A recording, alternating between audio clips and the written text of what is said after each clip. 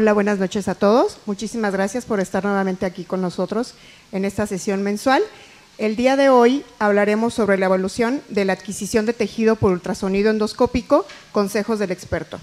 El día de hoy nos acompaña nuestro experto nacional, el doctor Luis Ariel Waller González, y como nuestro experto internacional, el doctor Anand Sai, de Quebec, Canadá. A continuación, la doctora Katia Picasso nos hará una breve introducción sobre nuestro profesor internacional. Buenas noches, pues realmente es para nosotros un gusto poder contar con la presencia del doctor Anand Sai. El doctor es jefe de la División de Gastroenterología en el Hospital de Montreal. Es un líder mundial reconocido a nivel de ultrasonido endoscópico. Ha recibido múltiples premios por parte de la ASGE en proyectos de ultrasonido endoscópico y también es uno de los pioneros y que cuenta con un curso de ultrasonido endoscópico. En su centro hacen más de 2.600 ultrasonidos al año, lo que lo ha posicionado como un curso de gran interés para varias personas a nivel mundial. Y vamos a empezar con su presentación. Gracias por su muy amable invitación. Hoy voy a hablar de la evolución de la adquisición tisular ultrasonográfica endoscópica, tips expertos. Aquí mis conflictos de interés. Entonces, los objetivos son, 1, entender las variables que se asocian con la adquisición tisular guiada por ultrasonido endoscópico. 2, entender el rol de FNA versus FNB, biopsia o aspiración por aguja fina. También planeo revisar el rendimiento esperado en base a los datos disponibles, FNA contra FNB, ventajas y desventajas. Creo que es importante enfatizar la diferencia entre las agujas de corte y de raspado y luego cómo maximizar el rendimiento de FNA y FNB. Las lecciones que quiero que se lleven es que, 1, debido al desarrollo de las agujas de FNB de corte, la adquisición tisular guiada por ultrasonido ha quedado resuelta. Los resultados subóptimos no se deben al dispositivo, sino a su mala técnica. Deben de mover la aguja adecuada y ampliamente dentro de la lesión blanco con la aguja de opción. Esto es lo más importante que se debe hacer. Las técnicas para maximizar el rendimiento de FNA y FNB son las mismas. ROSE o evaluación in situ rápida puede ser útil para FNA, pero no se necesita para la FNB. Así que si vemos este metaanálisis temprano que muestra que para la citología con FNA de masas pancreáticas, debemos de lograr por lo menos aproximadamente una sensibilidad de 90 a 95%, y si no lo logramos, hay algún problema. Habiendo dicho eso, para citología hay casos difíciles y casos fáciles. Los casos fáciles son los cánceres obvios, masas grandes, ganglios y los tumores de submucosa. Y para estos tipos de casos creo que deben de tener una sensibilidad de más de 95% con las biopsias. Y si no, probablemente el problema sea su técnica. Obviamente hay casos más difíciles, como masas cuestionables difíciles de observar. Por ejemplo, con pancreatitis crónica, la pancreatitis autoinmune ha sido un problema para las agujas de FNA. Lesiones pequeñas, lesiones móviles, posiciones difíciles y la presencia de stents metálicos pueden causar problemas. ¿Acaso basta la FNA para la mayoría de las personas? La mayoría de FNA-EUS es para el diagnóstico de cánceres epiteliales y se necesitan pruebas auxiliares en una minoría de casos. Lo crean o no, no hay evidencia convincente de que un cilindro aumenta el rendimiento diagnóstico del cáncer epitelial, que es el con el que lidiamos en la mayoría de las veces con FNA con EUS. Sin embargo, FNB puede reducir el número de pasadas para obtener la muestra adecuada. Entonces, la pregunta que yo hago a la gente que me pregunta sobre si FNA o FNB, en lugar de utilizar una aguja tan cara de FNB, ¿por qué no dar otra pasada con tu aguja de FNA y obtener un bloque celular? Si observan ustedes lo que se puede lograr en cuanto al análisis con un bloque celular comparado con un cilindro de biopsia, todo es lo mismo salvo por la estructura celular. Entonces, si el costo es un problema para ustedes, yo creo que la FNA con un bloque celular casi siempre puede reemplazar la FNB con una muestra de un cilindro. Entonces, FNA o FNB, ¿por qué obtener el cilindro? Bueno, si su patólogo simplemente no es muy bueno en la citología, quizá esto sea un problema y necesiten el cilindro.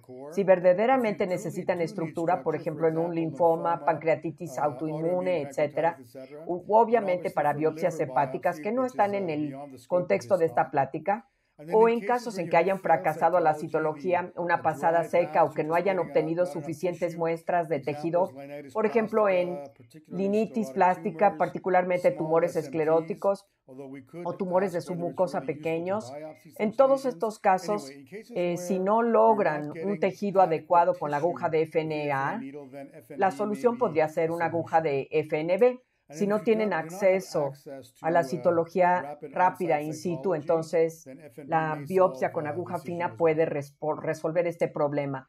Ahora, cuando cambiamos a FNB, vemos algunos beneficios inesperados. Veamos los resultados. Cuando cambiamos, tuvimos varios hallazgos interesantes. Primero que nada, en los casos en que teníamos varias muestras negativas de FNA, teníamos un resultado positivo negativo, es decir, no solamente mostrábamos que no había cáncer, sino que la FNB con el núcleo de tejido nos mostraba una patología benigna que de alguna manera respondía a las preguntas clínicas. Por ejemplo, encontrábamos pancreatitis autoinmune o crónica, o en ganglios mediastinales, por ejemplo, encontrábamos algo como silicosis.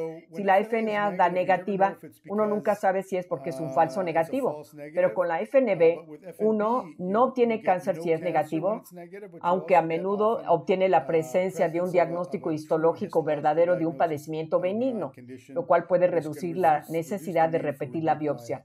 Y luego, pues, los positivos sorpresivos en casos en donde hay tumores bien diferenciados, por ejemplo, en neoplasias mucinosas transformacionales malignas, encontramos varios casos en donde varias FNAs eran negativas y las FNBs nos mostraron un cáncer sorpresivo bien diferenciado. Si hacemos la FNB, hacemos una verdadera histología, entonces nos da un reporte patológico completo que incluye todos los marcadores genéticos y demás. Esto no se puede obtener con el bloque celular del FNA, pero sí se tiene un reporte de patología seria si se hace una biopsia con aguja gruesa. Ahora, ¿por qué no hacer el cilindro? Bueno, en mi opinión, la única razón es por dinero. Estas agujas, por lo menos en Canadá, cuestan el doble del precio de las agujas FNA. Pero hemos encontrado que por la mayor precisión, por los falsos negativos reducidos y por la necesidad de repetir la biopsia, al final probablemente acaben siendo redituables. Habiendo dicho esto, si no pueden darse el lujo de usar una aguja de FNB, utilizábamos inicialmente un protocolo en donde usábamos la FNA para casos estándar fáciles, pero para casos selectos, en los que sabíamos que había dificultades conocidas con la FNA, en esos casos tratábamos de utilizar la biopsia con aguja fina. Y en estos casos encontramos que en esos casos difíciles como linitis plástica, tumores escleróticos, etc., la sensibilidad para malignidades seguía siendo muy alta, como de 90%, y todo esto sin roce. Así que en nuestro centro, la aguja con punta Franci de 22 como calibre, pues nos parecía una excelente elección. Entonces, acabamos utilizando FNA para los casos fáciles y FNB para los casos difíciles. Ahora, el concepto de raspar versus cortar con la aguja. La aguja de cilindro era la aguja de bisel inverso, pero el problema de esta aguja es que no cortaba muy bien, es bastante poco filosa y tiende a raspar el tejido hacia la aguja. Y si se tienen muestras muy cruentas como estas, puede ser difícil distinguir si son núcleos o cilindros de sangre o cilindros de tejido. Las nuevas agujas de corte, como pueden ver, son muy filosas y cortan perfectamente en el tejido.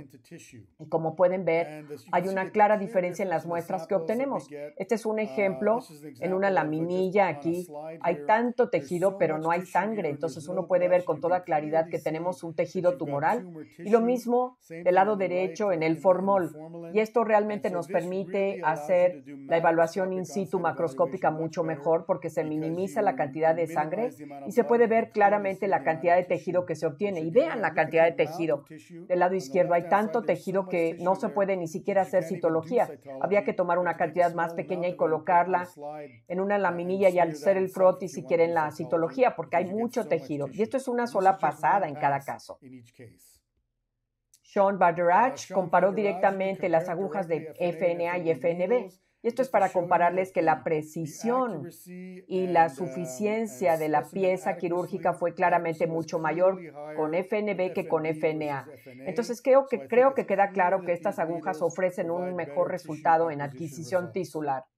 Y luego creo que este estudio interesante comparó la aguja con punta Francine con la aguja de bisel inverso de calibre 20 y mostró claramente que la aguja de corte claramente era mejor que la aguja de raspado con respecto a precisión y a suficiencia de la muestra. Y creo que esto realmente le da el tiro de gracia a las agujas para raspado. Me queda claro que las agujas para corte son las agujas de elección para FNB. ¿Y cómo maximizamos el rendimiento de FNA y FNB? Como les dije, las técnicas son las mismas. Las agujas son agujas de calibre 22, bastante flexibles, fáciles de usar. Entonces, las variables que sí impactan el rendimiento de FNA o FNB son las siguientes. Obviamente, pues, ¿quién lo hace? Si el operador no está tan experimentado, no puede lograr introducir la aguja en la lesión, eso es un problema. Y luego el citólogo o patólogo, si no se sienten cómodos viendo piezas de ultrasonografía endoscópica, a lo mejor afecta la precisión. Tipos de lesión. Algunas lesiones son más difíciles de otras de penetrar y de muestrear. La localización de la lesión también puede inhibir nuestra capacidad para introducir la aguja en la lesión y moverla de manera adecuada. Y luego, en ciertas situaciones, si no tenemos acceso a la lesión por la anatomía posoperatoria, creo que los stents metálicos pueden ser un problema. Si el aire del stent les impide ver la estenosis, sobre todo en lesiones pequeñas, y la presencia de quimorradioterapia o radioterapia puede ser un problema para el patólogo para distinguir el cáncer de cambios inducidos por radiación. Creo que la variable más importante es cómo hacen ustedes el muestreo. Si se imaginan aquí el conducto pancreático y el conducto con estenosis en un tumor bajo ultrasonido endoscópico, tienen que recordar que la lesión, el cáncer, puede ser muy pequeño y mucho de lo que vemos en ultrasonido endoscópico puede ser pancreatitis obstructiva. Por eso es importante enfocar la muestra ampliamente para aumentar nuestra probabilidad de incidir en el cáncer. Y si no vemos la lesión muy bien, les recomiendo que se enfoquen en donde está la estenosis o en donde vean comportamiento agresivo como la invasión vascular, porque es ahí en donde más probablemente encuentren el foco de malignidad. Creo que ahora la gente acepta en general el concepto de hacer un muestreo amplio en la lesión como algo muy importante, pero quiero distinguir del concepto del movimiento en abanico. Cuando atraviesas la pared hacia la lesión una vez y sin salir de la lesión tratas de reorientarte en diferentes partes de la lesión. Yo encuentro que esto puede ser muy difícil en lesiones duras. Es difícil usar esta técnica ampliamente, pero se puede usar una técnica de multipasadas en donde vamos a la lesión en un área, luego salimos por completo y vamos a otro punto, y esto nos permite hacer un muestreo amplio porque no nos limita el estar atorados dentro de la lesión. Hemos refinado ahora esta técnica. En lugar de pasar por la pared múltiples veces, atravesamos la pared una vez. Y si queda cabida entre el tumor y la pared, vamos a sacar la aguja de la lesión, nos movemos con el elevador hacia arriba y hacia abajo y luego vamos a otro lugar. Esto ayuda a minimizar la contaminación de la muestra con el tejido de la pared. Así que esta es una técnica multipaso con una mínima contaminación de la pared tisular. El tamaño de la aguja también parece ser importante. Las agujas más pequeñas creo que son mejores porque son más fáciles de manipular y porque son más pequeñas creo que es más fácil que atraviesen la lesión y que sean menos cruentas porque tienen menos efecto sobre los capilares y tienen, más efecto capilar, pero aún así producen menos sangre en las muestras. Las agujas de 19 no tienen valor para la citología, solo sirven para biopsias hepáticas, en mi opinión. Para la FNA, la 25 es la mejor que la de 20 y nos da muestras menos cruentas. Para la FNB, la aguja de 25 no nos da buenos cilindros. Es buena para citología, pero para cilindros creo que van a tener que utilizar la aguja de calibre 22 y la de 19 no tiene ventaja. La FNB, por lo menos en Canadá. La aguja FNB del calibre 19 cuesta 4 veces más que la de 22 y la del 19 es tan cara porque está hecha de nitinol. He aquí algunos datos que muestran que en un metaanálisis las agujas de calibre 25 parecen ser mejores que las de 22. Y yo creo que esto es en parte porque la del calibre 25 es más fácil de manipular y más fácil de mover dentro del tumor. Y también ofrece muestras menos sanguinolentas. Ahora, ¿acaso es bueno hacer la citología in situ? Yo creo que si hacen un muestreo amplio, realmente no aumenta el rendimiento de una técnica multipaso, pero si tienen citología in situ, algunas personas dicen que nunca se desharán de ella, te ahorra el número de pasos, te da una respuesta rápida y te indica inmediatamente si se necesitan técnicas suplementarias o si el bloque celular es útil. Creo que esto es particularmente bueno para lesiones pancreáticas o lesiones en donde la siembra tumoral es una preocupación, por ejemplo, lesiones del cuerpo de la páncreas en donde del páncreas en donde la biopsia realmente el tracto no sale en la cirugía y te reduce el número de pasos. Ya nosotros no la utilizamos porque utilizamos sobre todo FNB, pero si van a, por ejemplo, a tratar múltiples nodos o ganglios, creo que es una buena idea tener el tejido. Aquí algunos datos que muestran que en general, cuando tenemos patología in situ versus no la tenemos, pues los resultados claramente parecen ser mejores en muchos centros. Sin embargo, para la FNB, este estudio muy agradable mostró que el agregar ROS a FNB con evaluación macroscópica de la muestra, o sea, MOSA, evaluación in situ macroscópica, si pueden ver los cilindros con FNB, ROS no agrega valor. Para FNB pueden ver los cilindros tisulares y en ese caso la evaluación rápida in situ no añade valor. Ahora, las cosas que no impactan el rendimiento de FNA es la preparación de la muestra o de FNB, el estilete de succión o el tipo de aguja. Succión versus no succión. Cuando vemos los estudios que comparan succión o no succión, vimos que la succión es mejor, pero el problema con estos estudios es que el grupo testigo ofreció una precisión inusitadamente baja. Entonces creo que estos estudios básicamente, en ellos los operadores no se esforzaron tanto en el grupo sin succión y entonces crearon artificialmente un aumento en el valor de la succión. En mi experiencia, la succión simplemente produce más sangre sin mayor precisión. Nosotros nunca usamos succión. Mi pregunta es para la gente que usa la succión, ¿para qué la necesitan? Si ustedes mueven la aguja bien dentro de la lesión y agresivamente, no necesitan succión, obtienen menos sangre y logran una buena evaluación macroscópica de sus muestras tisulares. Cuando ustedes miden la cantidad de succión de la punta de la aguja con jeringas de diferente tamaño, con la técnica de tirón lento, esto es solo para mostrarles que la técnica de tirón lento o slow pull básicamente implica que no hay succión. En mi opinión, el tirón lento es lo mismo que sin succión, es una pérdida de tiempo. La única razón por la que el tirón lento ofrece mejores resultados es porque la gente muestrea más ampliamente y por más tiempo al ir extrayendo el estilete. Para mí, el tirón lento es lo mismo que sin succión, así que podrían dejar de utilizar el tirón lento, es una pérdida de tiempo. Les mostramos que el uso del estilete no tiene valor en este estudio aleatorizado, no hay diferencia en la precisión con el estilete. Tampoco hubo un aumento de falsos positivos por la contaminación de la pared tisular. Entonces, el estilete es innecesario. Desde ese entonces se han hecho varios estudios aleatorizados y ninguno de ellos mostró valor del estilete. Por eso, les insto a que dejen de utilizar el estilete. De hecho, yo creo que el estilete, si lo utilizas en la primera pasada, impide que el tejido entre en la aguja y cuando lo retraes rápidamente, provocas un poco de sangrado, entonces hace que tus muestras sean más cruentas.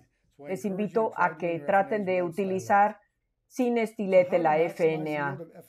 Ahora, ¿cómo maximizar la FNA y FNB? Utilicen una técnica multipaso. Yo recomiendo tratar de minimizar la contaminación con la técnica que les enseñé. Muestren ampliamente de un lado al otro de la lesión y tantas pasadas como sea posible. Llenen la aguja con tejido en su primera pasada. Si van a usar una aguja de FNA, que sea de calibre 25, hagan las laminillas y el bloque de células si se necesita. Ahora, para agujas FNB, utilicen una aguja de corte de 22 con aguja de corte y utilicen evaluación in situ macroscópica, no rows. Si no hacen succión, van a poder mejor hacer Mohs, un mejor Mohs, porque van a hacerlo con menos sangre. La succión, incluyendo el tirón lento y el estilete, no son necesarios. Volver a introducir el estilete aumenta el riesgo de encajarse la aguja para sus enfermeras y su personal. Así que les invito firmemente a que realicen la FNA sin estilete. El procedimiento verán que es mucho más rápido y su personal se los agradecerá porque tendrán que hacer menos trabajo. Como ya les dije, el que sea más sanguinolenta la muestra hace que sea más difícil. Ahora, estado del arte. Sabemos que el FNA funciona bien, es más económico que FNB y es suficiente en mismos casos. Si necesitan un cilindro, pueden obtener el cilindro con más de 95% de éxito. Yo creo que la gente que tiene acceso a las dos cosas, FNA y FNB, están migrando a la biopsia de aguja gruesa. Tiene varios beneficios imprevistos y bueno, pues no necesitamos realmente nada más para el patólogo. Pero las agujas de cilindro no todas son iguales. Tenemos las agujas de citología con FNA y después tenemos las FNB para raspado y para corte. Para citología, la de calibre 25 está bien, pero para agujas de corte necesitamos lograr los mejores resultados con el mayor calibre. Y con esto les agradezco su atención y espero verlos en algún momento dado en Montreal. Esta es la reunión que tenemos este año. Será el 13 y 14 de octubre en Toronto. Pueden encontrar más información en @www.usfocus.ca. Que tengan un muy buen resto de la reunión. Cuídense.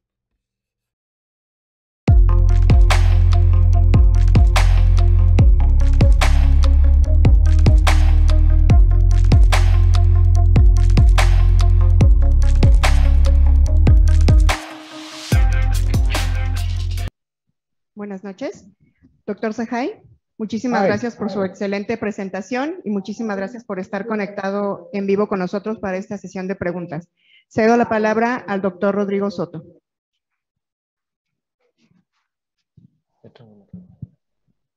Hola, Anand, qué gusto saludarte. Muchas gracias por aceptar nuestra invitación. Hola, Rodrigo. It's very nice to see you. Me da mucho gusto verlos. Ya tienes barba.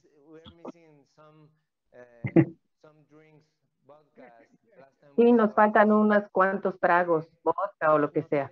Muy interesante la evolución de tejido, la evolución de adquisición de tejido que ha habido.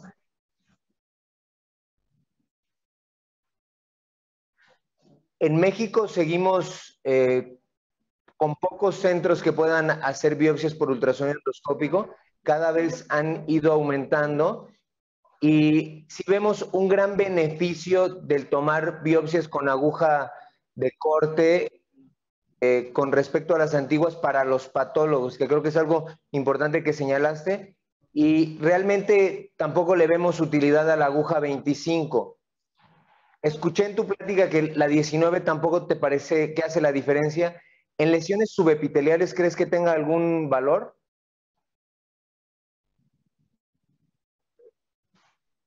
So you're talking about, Estás hablando sobre las agujas de FNA, no las de FNB. SMTs. La de 19 para biopsia, la FNB, aguja de FNB. Los datos parecen mostrar que con las agujas de 19 son muy buenas para las biopsias hepáticas. No existen muchos datos sobre la FNB y estoy hablando de la aguja de corte y no la de raspado. Entonces, la de 4 y la de Francine. No hay muchos datos todavía sobre estas, pero no veo una ventaja sobre la de la 19 sobre la 22 para cualquier lesión sólida. La de 19 en Canadá cuesta 4 veces el precio porque está hecha de nitinol. Así que es sumamente costosa y yo recomiendo para todas las lesiones sólidas utilizar la aguja del 22 para FNB.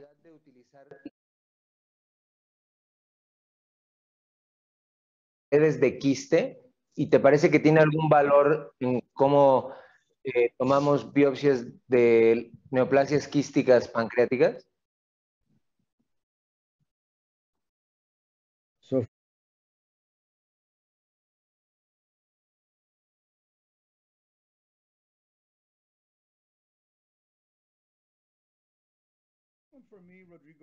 El problema para mí, Rodrigo, es que creo que soy un poco, digamos, atípico cuando se trata de mostrar las lesiones.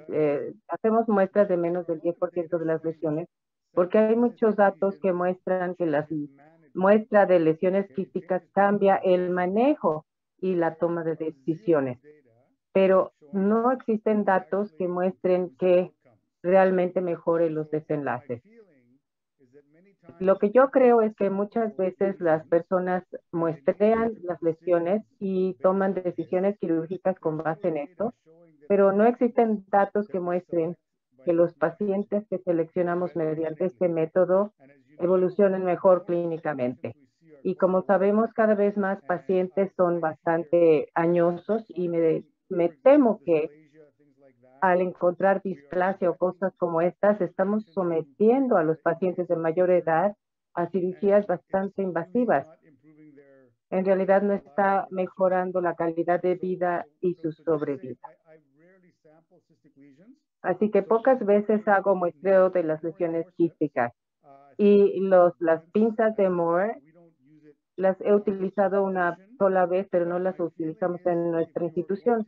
Lo que yo creo es que si vamos a hacer una muestra de una pared quística, hay que pensar en la parte más gruesa de la pared, porque tiende a sangrar cuando tocamos la pared quística.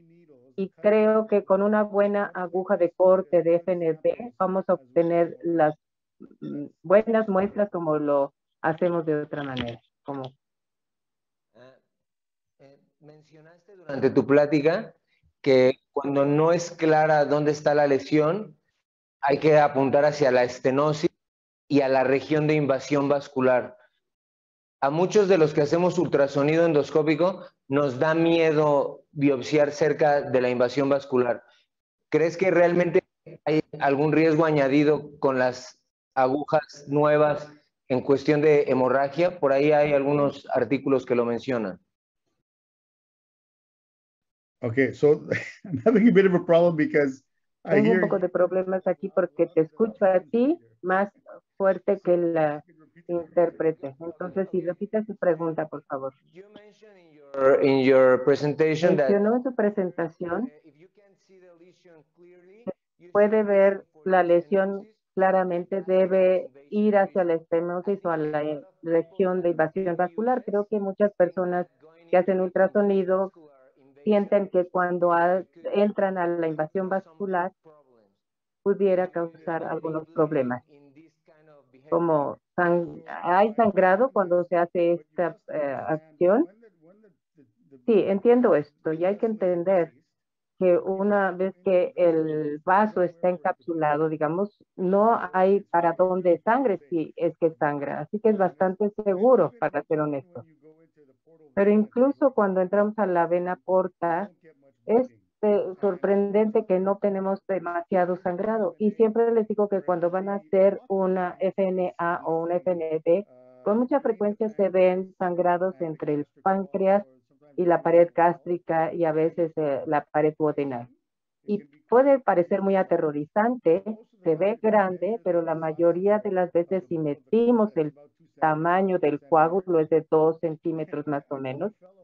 Y lo que le digo a los becarios o a los estudiantes es que cuando ven sangrado no tomen fotografía, simplemente lo tomen y se vayan a casa, porque lo he hecho durante mucho tiempo y puede parecer un sangrado muy atemorizante, pero parece que no hay ningún problema, se detiene, los pacientes se van a casa y ya.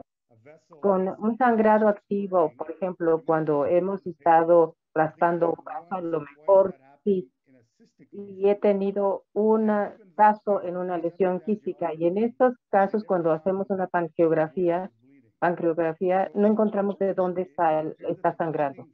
Por fortuna, si hacemos un FNA o un FNB endoscópico por ultrasonido, el sangrado no es significativo. He escuchado de una muerte con alguien que ha lacerado la arteria gastroduodenal. Entrar en un vaso de manera perpendicular es seguro y es bastante difícil meter una aguja en la arteria porque la pared es muy muscular y se mueve y es muy difícil meterla en la arteria. Pero si estamos cerca de un vaso, hay que evitar lacerar el lado del vaso porque ahí es donde creo que puede ser peligroso. Y si vemos un vaso frente a nosotros, lo que podemos hacer es alejar el ultrasonido del vaso, atravesar la aguja de la pared y llegar al vaso y luego pasar el vaso a un lado y entrar a la lesión. Doctor Waller, ¿algún comentario, alguna pregunta que tenga? Sí, como no, es muy interesante lo que ha dicho el doctor, pero sí también yo recuerdo haber tenido un caso en el cual hasta la paciente inclusive falleció por un sangrado muy fuerte cuando tomamos la biopsia en páncreas. Y bueno, aunque es el único en número ya bastante grande, y 8 años de estar haciendo estos procedimientos, pues de todos modos sí da un poco de miedo.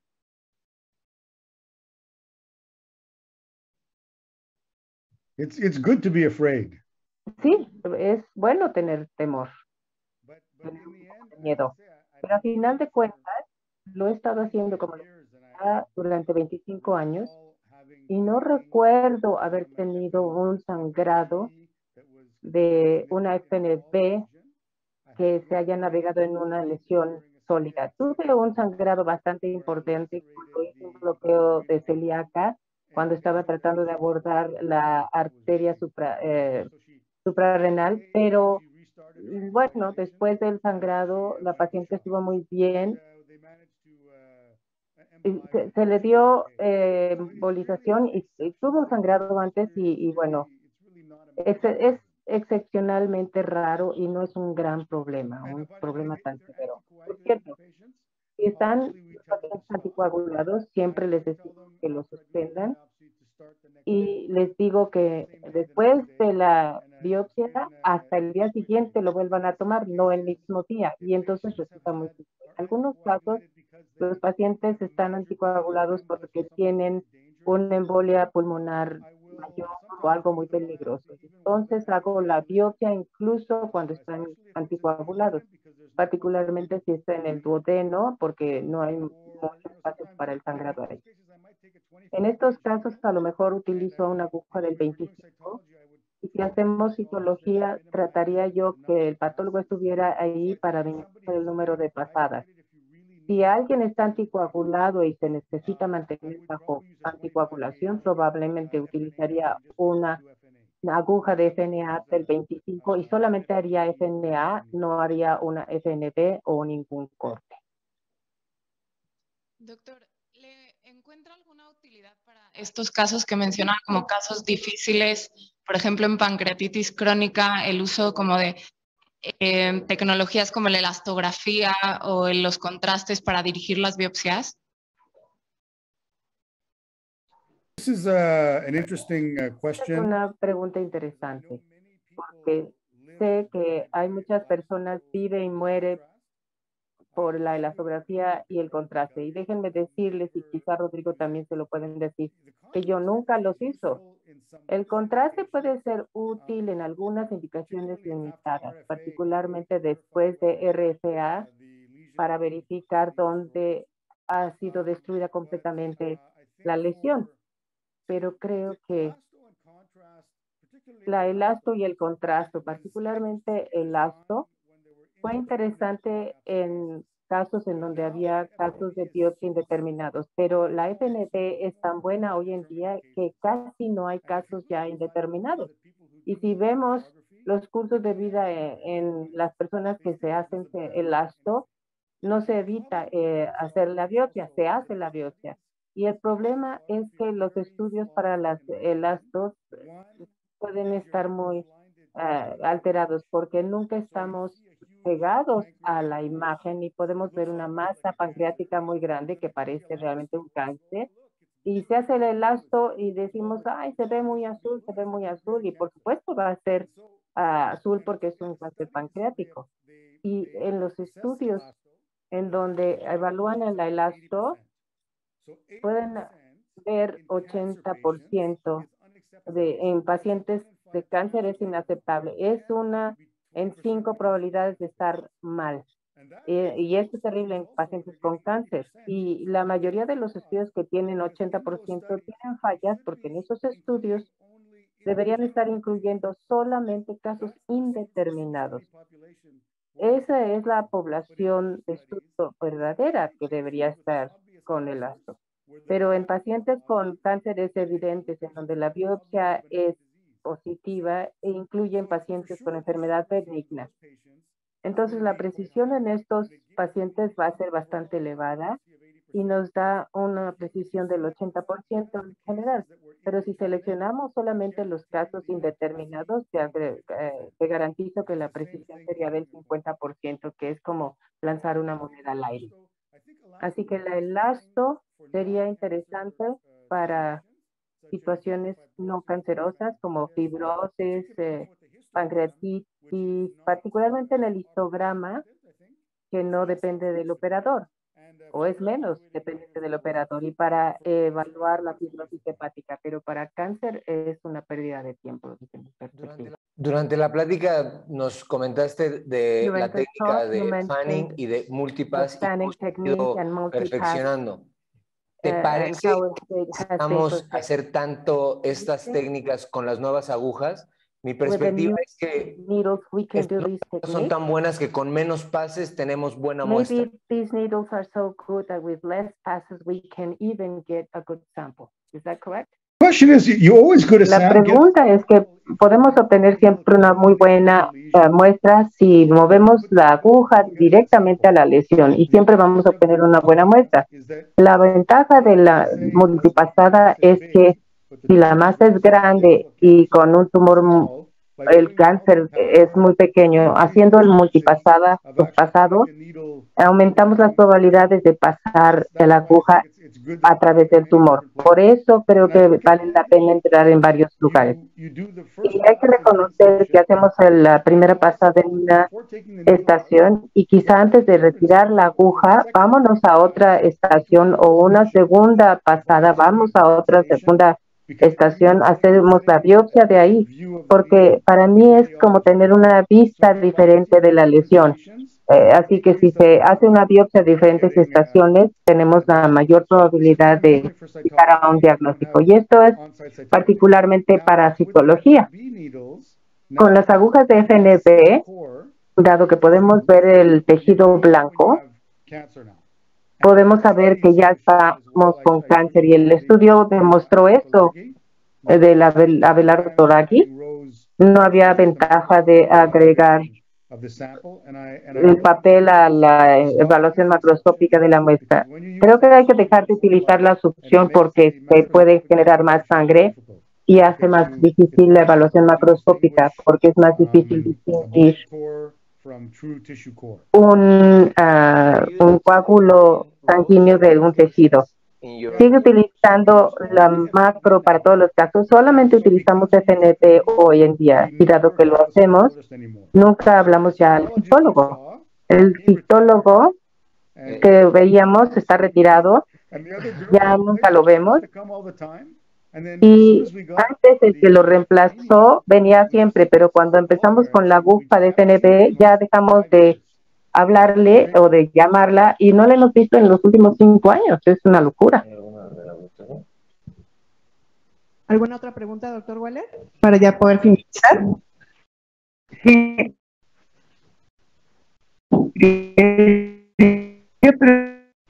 Creo que se perdió. Anand, it was great having you with us. Fue magnífico tenerte con nosotros, Anand. También ojalá puedas venir a México para un caso en vivo. Sí,